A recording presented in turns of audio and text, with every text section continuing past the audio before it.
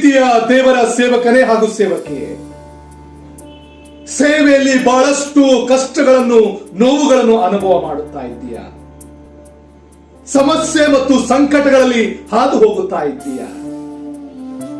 ಸಹಾಯಕರು, ಸಂತೈಸುವವರು ಯಾರು ಇಲ್ಲ ಎಂಬುದಾಗಿ ಚಿಂತೆಯನ್ನು ಮಾಡುತ್ತಾ ಇದ್ದೀಯಾ?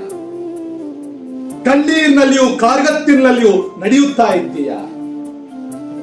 ಕೆಲವು ನಾಯಕರುಗಳಿಂದ, ಅಧಿಕಾರಿಗಳಿಂದ ಸೇವೆಯಲ್ಲಿ ಬಹಳಷ್ಟು ನೋವುಗಳನ್ನ ಅನುಭವ ಮಾಡುತ್ತಾ ಇದ್ದೀಯಾ? ಇಂದು ಹಾಗೂ ಮುಂದೆ ಹೇಗೆ ಸೇವೆಯನ್ನ ಮುಂದುವರಿಸುವಂತದ್ದು ಎಂಬುದಾಗಿ ಯೋಚನೆಯನ್ನ ಮಾಡುತ್ತಾ ಇದ್ದೀಯಾ?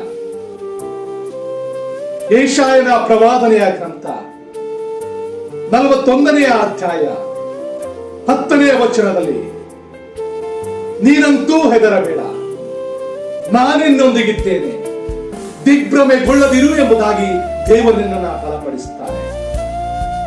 ಮೋಶೆಯನ್ನು ತನ್ನ ಸೇವೆಗೆ ಕರೆದು, ಯೌಷವನನ್ನ ತನ್ನ ಸೇವೆಗೆ ಕರೆದು, ಅನೇಕ ನ್ಯಾಯಸ್ಥಾಪಕರನ್ನು ತನ್ನ ಸೇವೆಗೆ ಕರೆದು, ಪ್ರವಾದಿಗಳನ್ನ ಸೇವೆಗೆ ಕರೆದು, ಶಿಷ್ಯರನ್ನ ತನ್ನ ಸೇವೆಗೆ ಕರೆದು ಅದ್ಭುತವಾಗಿ ಸೇವೆಯಲ್ಲಿ ಉಪಯೋಗ ಮಾಡಿಕೊಂಡಂತಹ ದೇವರು ನಿನ್ನನ್ನು ಕೂಡ ತನ್ನ ಸೇವೆಯಲ್ಲಿ ಅದ್ಭುತವಾಗಿ ಉಪಯೋಗ ಮಾಡಿಕೊಳ್ಳುತ್ತಾನೆ.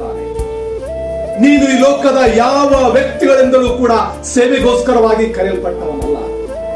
ಬದಲಾಗಿ ಭೂಮಿ ಆಕಾಶಗಳನ್ನು ಉಂಟು ಮಾಡಿದಂತ ದೇವರಿಂದ ನೀನು ಸೇವೆಗೆ ಕರೆಯಲ್ಪಟ್ಟವನು.